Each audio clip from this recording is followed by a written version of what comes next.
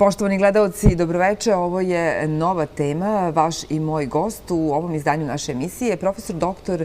Zoran Milošević, pokrajinski sekretar za visoko obrazovanje i naučno-istraživačku delatnost. Dobroveče. Zadovoljstvo mi je što ste prihvatili poziv da budete gost ove naše emisije.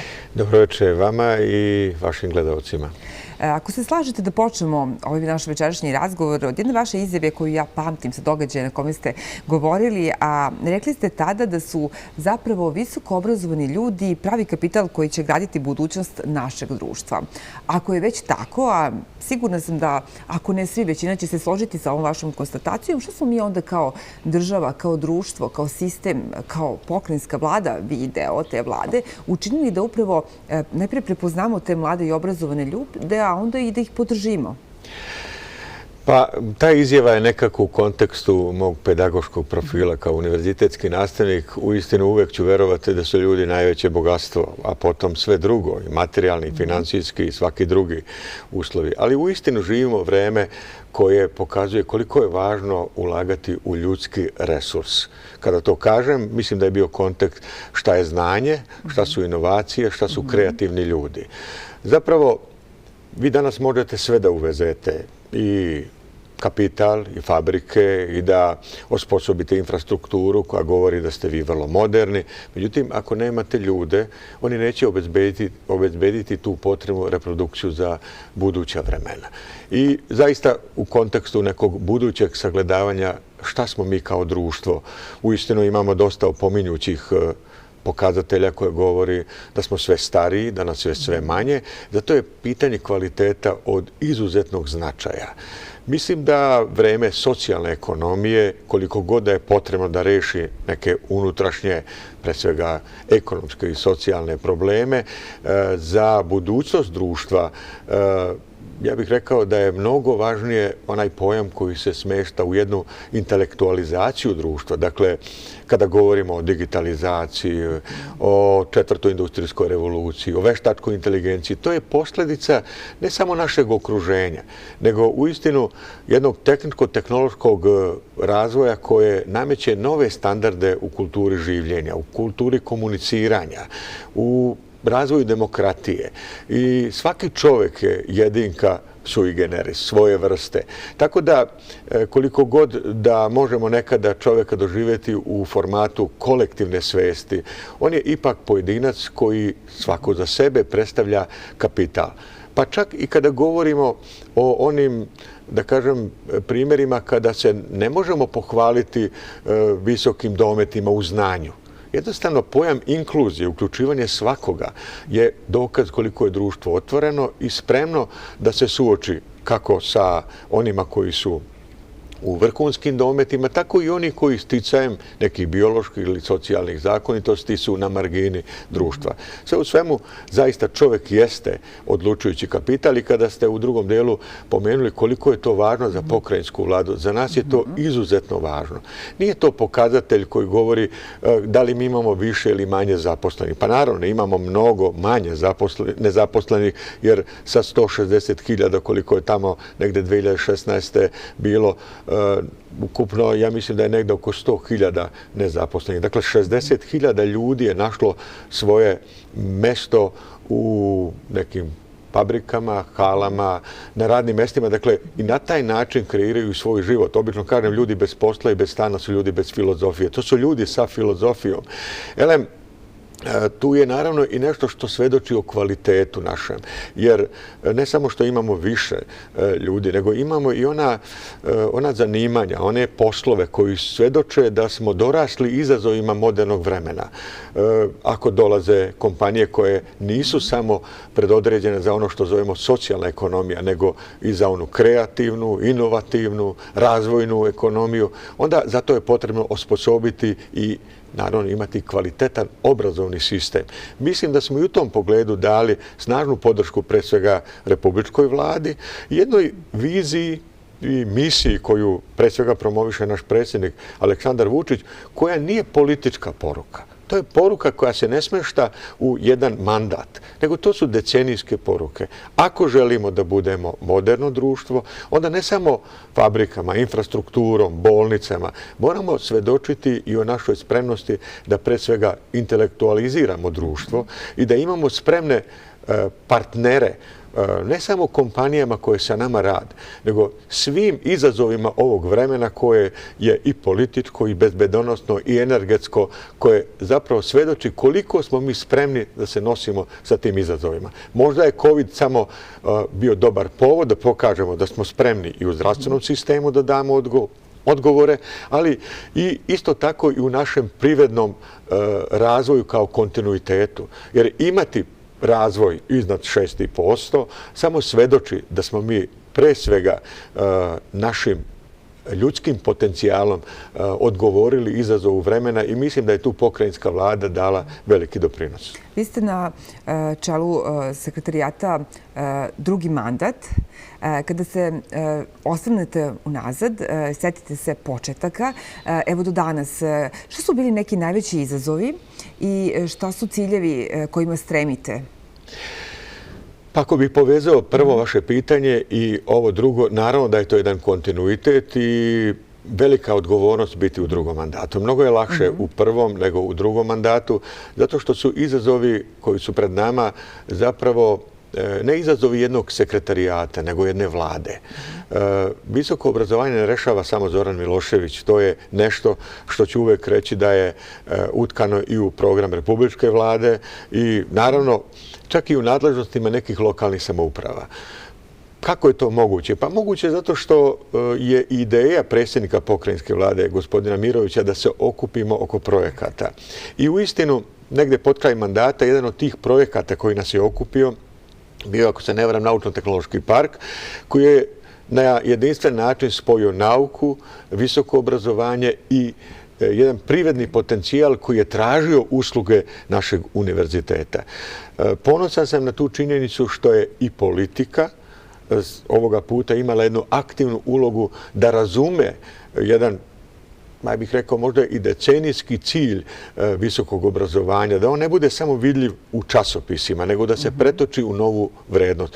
Naravno, tu je dominacija tehničko-tehnoloških nauka, ali i tekako i onih u oblasti biotehnologije, poljoprivrede, preko instituta Biosens, jedan izvanredan institut koji je nosilac jednog velikog međunarodnog projekta od 28 miliona evra i naravno i drugi koji danas postaju partneri recimo u industriji čokolade, to je mislim pre svega Tehnološki fakultet i drugi koji su shvatili da nam ne treba samo otvaranje kroz koncept dualnog obrazovanja, nego pre svega da smo odgovorni pred licem i domaće javnosti da obrazovni sistem, naučnu delatnost pre svega tretiramo kao jedan razvojni resurs. Ja sam to video u viziji i predsjednika pokrajinske vlade, predsjednika Republičke vlade, gospođe Brnabi, ali kao što sam rekao, u jednoj orijentaciji najboljeg među nama predsjednika koji je uvek imao dobar osjećaj da i u vremenu krize, izazova, mi moramo odgovoriti kreativnim radom i u politici, jednako kao što to mora i nauka i privreda. Mislim da su ti izazovi spajanje nauke i privrede zapravo obeležili početak ovog drugog mandata i to će nam biti sudbina i narednih decenija. Ono što je važno, a bez čega zapravo ne možemo da realizujemo planirane projekte, vi koji vodite sekretarijati, jesu finansije. I kada se pravi budžet pokrajinske vlade, mi koji to gledamo ovako sa strane, volimo da znamo koliko koja oblast dobija novca. Gde je tu sada visoko obrazovanje? Da li je ono i dalje u nekom trećem, četvrtom, petom redu, tako da kažem, imali naznaka da se ta granica pomera na gore, da nekako nam postaje, vi ste sada rekli da je visoko obrazovanje zapravo razvojna šansa. Da li mi to prepoznajemo i u raspodeli novca? Visoko obrazovanje teško da možemo razumeti bez pojma naučne delatnosti. To je jedno jedinstvo koje egzistira i tu je kolevka autonomije visokog obrazovanja. Ako biste pogledali svet i oni koji najviše izdvajaju za nauku, tu je Koreja, Japan, Izrael, to je preko 4% bruto društvenog proizvoda. Međutim, postoji jedna tu ali odrednica koja ukazuje da više od 70% izdvajanja za nauku ne potiče iz budžetskih sredstava, nego iz privrede. Zato sve što govorimo o nauci, o visokom obrazovanju, bilo bi samo jednim delom sagledivo iz budžeta. Na kraju krajeva u budžetskim sredstvima pokrajine itekako su utkani i resursi gradova, resursi Republike, pa i međunarodni resursi. Malo pre sam pomenuo Biosens. Da, 28 miliona investicija, 14 miliona evra je grant, dakle bespovratna sredstva. Isto to važi i za Naučno-tehnološki park. To je zajednička investicija pokrajine i Republike. Evo, juče je bila jedna investicija, ako se ne varam, promovisana, vezana za srednjoškolsko obrazovanje. Grad Novi Sad i pokrajina su uložili 365 miliona. Mislim da to samo pokazuje snagu reči koliko se možemo mi udružiti oko dobrih projekata. U ovom slučaju ja ću reći da i neki drugi sekretarijati učestvuju. Recimo, danas smo na vladi doneli odluku da uložimo 20 miliona preko Sekretarijata za privredu i turizam za angažovanje najboljih studenata u praksi od godinu dana uz, naravno, platu i mogućnost da polože stručni ispit. Dakle, tu je neki 20 miliona koji mi ulažemo zajedno sa gradom i drugim privrednim subjektima oko finansiranja najboljih studenata. Dakle, postoji i drugi sekretarijati, sekretarijat za poljoprivredu koji ulaže u visoko obrazovanje kroz nabavku mehanizacije za poljoprivredni fakultet. Tu je naravno i uprava za kapitalna ulaganja koja, ako se ne varam, planira preko 700 miliona za gradnju studentskog kulturnog centra. Dakle, budžet samo jednog sekretarijata ne oslikava nameru čitave vlade da se tom segmentu našeg života, ja bih rekao, ne samo politike, da na značaju. Nije, kažem, zanemarljiva i jedna ogromna pomoć koju dobijamo od republičke vlade, jer to je plod naših zajedničkih sastanaka. Dve vlade su se oko mnogih pitanja usaglasile i zaista predstavljamo jedno jedinstvo u koncepciji da društvo, ako želimo da se intelektualizira, onda to mora da bude zajednička briga. Mora da bude briga i Subotice, i Kikinde, Zrenjanina, na kraju krajeva i Šida. Svih nas koji, dakle, verujemo da budućnost i opstanak mladih ljudi na ovim prostorima i budućnost našeg društva zapravo može da počiva ukoliko partnerstvo gradimo na realnim resursima, a to je ljudski kapital. Da, spomenuli ste sada jednu od odluka sa sednica pokrajinske vlade. Da li je upravo ta spremnost da se pomognu mladi ljudi jedan od, da kažem tako, zadataka da mlade ljude zadržimo u zemlji i da im damo šansu da učestvuju u nekim važnim procesima? Prosto, mislim da je mladima nekako važno dati šansu da učestvuju, da oni donose odluke, da budu pitani. Apsolutno sam saglasan sa vama, jer mislim da danas više nego ikada možemo da kažemo da je taj, uslovno rečeno, self-koncept, samo posluživanje dobrima društva itekako naglašeno u jednoj individualnoj i pa možda čak opravdanije reći personalizovanoj logici koja se nalazi u svakom pojedincu. Dakle, ne zanemarujem kolektivnu svest, ali svaki čovek je danas spreman da donese važnu odluku. Mi ćemo verovatno mnogo toga dobrog uraditi, nešto verovatno i ne, ali recimo čak i kad govorimo o sportu i rekreaciji, kada šaljemo studente na Kopaonik, dakle njih 125 u decembru, ja mislim 250 u martu, rang lista je po uspehu. Dakle, i tu biramo najbolje. Nemamo prostor za žalbu zato što je orijentacija da oni koji su najbolji dobiju priliku i u tom pogledu. Naravno da su to brojne stipendije, da su to šanse koje dajemo i koje pokazuju da društvo, ako želi velike ciljeve da ostvari, mora se orijentisati upravo i na potencijale onih koji daju odgovor na Dučićevo šta je najveća tragedija. Kaže, oni koji ne znaju šta hoće, ali ima i veća nesreća. To je oni koji ne znaju šta mogu.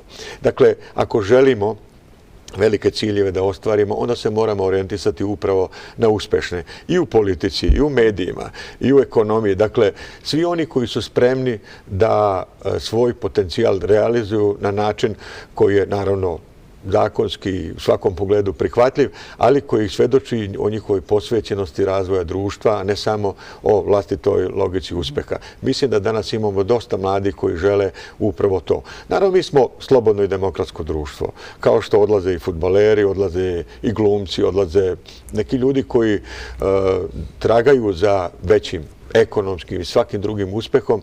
Ja mislim da mi samo pokazujemo da smo društvo koje također i je orijentisano i prema drugima, neki su prema nama. Tako da u toj, naravno, razmeni pokušat ćemo da budemo u pozitivnom bilansu. Mislim da Srbija postaje jedna dobra destinacija i za nekih 500 stranih studenta koji studiraju, recimo, na Medicinskom fakultetu u Novom Sadu, za jedan trend gde i na univerzitetu, ako ima manje studenta, onda je to negde oko 1%. Dakle, daleko manje nego što je demografski to izraženo u broju mladih ljudi i svršenih srednjoškolaca. Dakle, govori da smo ipak dobra destinacija, ali isto tako kao što nam dođe 40.000 stranaca na Exit, zato što uživaju u našim kulturnim sadržajima, moramo biti spremni i na to pravo i slobodu i demokratski kapacitet ovog društva koji je izražen i u slobodi kretanja ljudi, da će otići i na neke druge adrese. Ali otiće vozači, otiće moleri, keramičari. Dakle, to je nešto što samo svedoči da smo mi jedno otvoreno i demokratsko društvo. Brine li vas to? Ili vrlo često to, ja bih dala sad slobodu sebi rekla, to pitanje vrlo često politizuju neki. Da li vas brine to? Pa, naravno da brine. I mislim da je to daleko od političkog pitanja. To je nešto što je trend koji traje već decenijama unazad. Ali čini mi se da u poslednje vreme pokazujemo daleko veći stepen odgovornosti. To je ono što svedoči da smo, Fram bi to govorio, da smo zdravo društvo. Dakle, da u svakom pogledu pokazujemo veći stepen odgovornosti. Mi smo jedna zona, rekao bih, bez konflikta, zona koja govori o saradnji regionalnoj. Mi smo za otvoreni Balkan, saradnje sa svim koji žele prosperitet svojih zajednica, tolerantan pristup posebno prema nacionalnim manjinama, prema svim našim razlikama. Mislim da smo na dobrom putu. Da je to proces, uistinu jeste. I to je decenijski cilj kome ne teži samo politička javnost, nego ukupna naša intelektualna i kulturna javnost. Mi pokazujemo daleko veći stepen odgovornosti u ovom vremenu i ja sam potpuno uveren da će taj trend uskoro biti obrnutog smera, jer Srbija je zemlja velikih investicija, zemlja moderne infrastrukture, zemlja koja pokazuje odgovornost u svim aspektima svog industrijskog, zdravstvenog sistema, obrazovnog sistema. Tako da trendovi, ja bih rekao, daju za pravo da u narednim godinama očekujemo daleko bolje pokazatelje u smislu smera kretanja. Ali ako sam i tu na neki način prozvan zbog visokog obrazovanja, reći ću da imate jedan vrlo interesantan cilj u strategiji visokog obrazovanja, a to su dolazne i odlazne mobilnosti. Naime, mi višestruko povećavamo odlaznu mobilnost. Šta želimo time da izrazimo kroz strategiju? Daleko nam je važnije da veliki broj naših stručnjaka ode u beli svet, kako bi to rekli, i tamo naoružan tehnologijom, naoružan znanjem, zapravo podari Srbiji ono što je najvrednije u njima.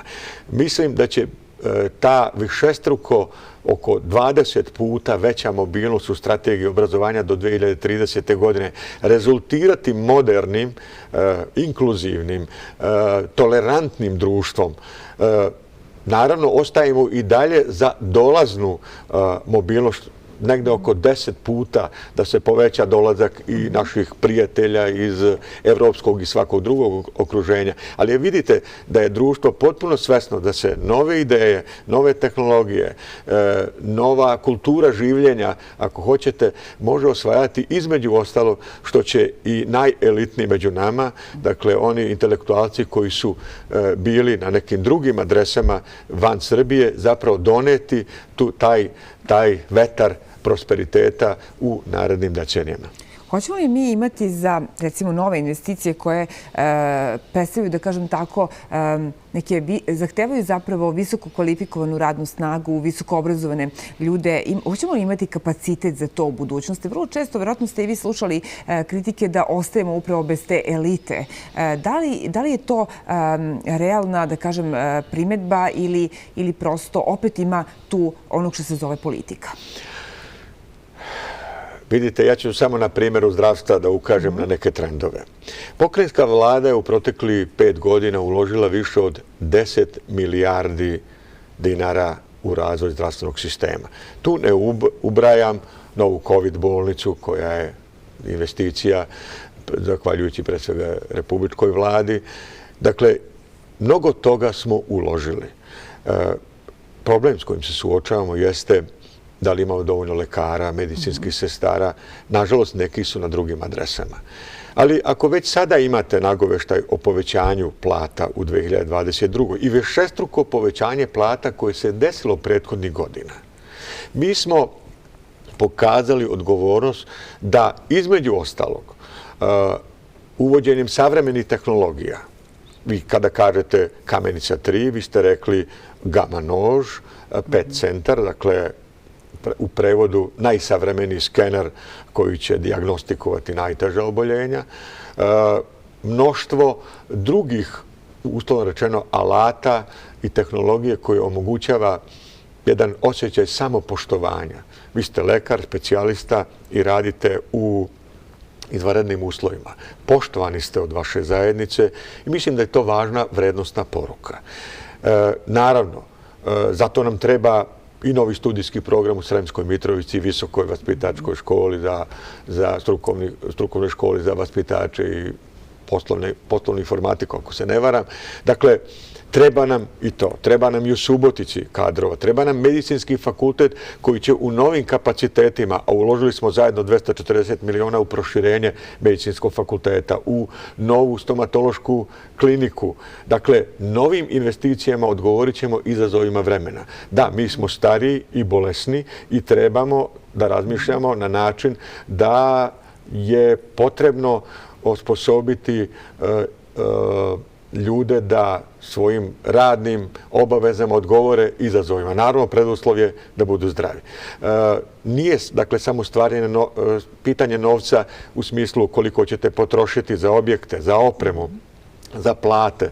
Jednostavno, to je jedan sistem mera koji zajedno sa Republikom i gradom moramo ugraditi u jednu bitno drugačiju politiku i ja verujem da na taj način stvaramo uslove za opstanak. Ja ću reći, evo i moje kolege na univerzitetu, mislim da je najveći životni poraz ako izgube posao na univerzitetu. Vrlo je lepo raditi u visokom obrazovanju u Srbiji i ja verujem da delim mišljenje mojih kolega. Mogu nam mnogi pozavideti. Srbija je učinila dosta za svoju inteligenciju. Ja sam upravo nameravala da vas pitam, ima li visoko obrazovanje adekvatnu ulogu u našem društvu, adekvatnu poziciju spram onoga što pruža zapravo društvo? Na neki način ste odgovorili ovim. Pa jeste, ali vidite kako su dinamične promjene. Mi imamo već sada i kroz zakonsku regulativu akcenat na dualnom obrazovanju.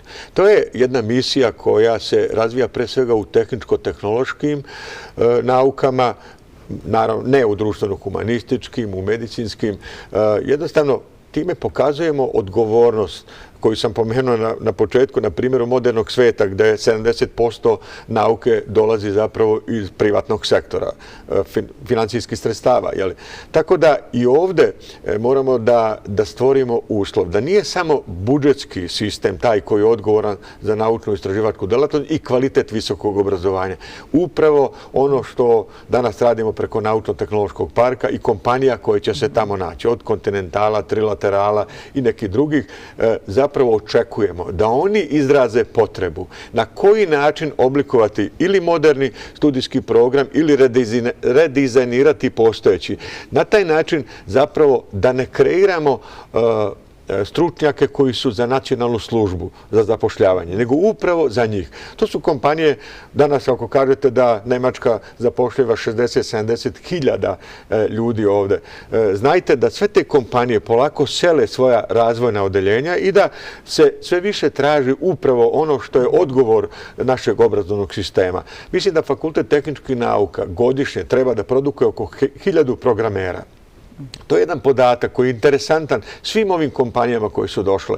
Jer osim zemljišta i infrastrukture, čim se suočava danas ŠID, i to je jedan dobar pristup rešavanju problema nezaposlenih. To je, ako se ne varam, industrijska zona Adaševci sa 123 hektara i gde je opet pokrajinska vlada učestvovala sa 96 miliona, ukupno investiciji od 140-150 miliona. To govori o odgovornosti i prema malim sredinama, ali koje pokazuju vitalnost i dovoljno vizije i spremnosti na misiju promena. Tako da, kada se vratim eto na onaj koncept dualnog obrazovanja, mogu samo da konstatujem da smo pokazali jedan senzibilitet da praksa koja najbolje valorizuje naš naučni i visokoškolski sistem zapravo traži upravo odgovore na izazove razvoja savremenih industrija, digitalizaciju našeg života. Zato je dualni koncept, ja bih rekao, nešto što će biti naš odgovor u budućnosti. Da kažemo sada nešto o konkretnim, da kažem tako, aktivnostima koje ste sprovodili u proteklom periodu. Recimo konkurs Pravo na prvu šansu. U oktobru je, ako se ne varam, dakle, nedavno bilo uručenje ugovora i to je, da kažem, značajna podrška visokoobrazovanim ljudima bez posla. Nažalost, radi se o doktorima nauka koji su, ajde kažemo, predodređeni za naučnu delatnost. I to nije zanimanje koje se baš može inkorporirati u prirodni sistem zato što je to pitanje radnog mesta. To je pitanje jednog kreativnog sagledavanja problema u kome se prepoznaje njihova orijentacija i zaista svestan sam da u našoj službi za nezaposlene koje registruje negde od 25 do 30 doktora nauka je trenutno bez posla. Mi smo na raspisan konkurs u vrednosti od 6 miliona dobili, čini mi se, 6 aplikacija. Njih 4 je dobilo šansu da godinu dana u naučnim institucijama i visokoškolskim institucijama pokušaju da kroz svoju aktivnost zapravo opravdaju svoj status doktora nauka i spremnost da kroz istraživačku delatnost možda redizajniraju kadrovski plan svakog fakulteta. Mislim da mi smo za sljedeću godinu predvideli 50% više sredstava i očekujem da se više javi. Htela sam da vas pitam da li je 6 aplikacija malo? Naravno da je malo. Zašto je onda slabo interesovanje? Da, ja sam bio iznenađen. Zapravo ne mogu da tumačim motive, jer zaista me iznenađuje da je neko na nacionalnoj službi, a da nije aplicirao. Sa posebnim zadovoljstvom bi uvećao budžetska sredstva, jer je logično da izađete u susret i date šansu, bar jednu godinu, da fakultet ili neki institut sagleda sve kapacitete kandidata. No, ostajem pomalo i ja začuđen čitavoj toj logici, ali verujem da će i ovom prilikom biti svi prozvani i već na sljedećem konkursu pokazati veći stepen odgovornosti, jer mislim da imaju šansu. Ja ću vam samo jedan podatak reći koji je vrlo interesantan. Naime, najcitiraniji naučnik Novosadskog univerziteta, znači, Stanford je objavio 2% najcitiranijih naučnika u 2019. godini, to je posljednji podatak koji imamo. Tu se našlo negde 60-ak naučnika iz Srbije, 9 iz Novog Sada. Prvi na toj listi je profesor dr. Sergej Ostojić. To je naš naučnik u medicinsko-naučnoj oblasti. Znate, on je počeo karijeru na privatnom fakultetu. Nisu ga registrovali ni jedan, uslovno rečeno, državni fakultet. Fakultet sporta i fizičkog vaspitanja imao hrabrosti da ga angažuje. jer to je bio u to vreme, a i danas, verujte mi, da to liči na neki jeres kada dolazi neko sa privatnog fakulteta. Vidite da sistem nekada može da ispusti najbolje među nama. On je i danas jedan od najcitiranijih naučnika Novosadskog univerziteta. To on samo govori da jedan sistem kvaliteta unutar naših akademskih zajednica ponekad pati od voluntarizma, od nekih drugih subjektivnih, a ne objektivnih razloga da se takvi ljudi uključe. Zato je važno dati prvu šansu i možda probiti taj led predrasude i, ajde kažemo, i možda nespremnosti naše da uradimo nešto više od one konvencije da su samo naši kadrovi najbolji.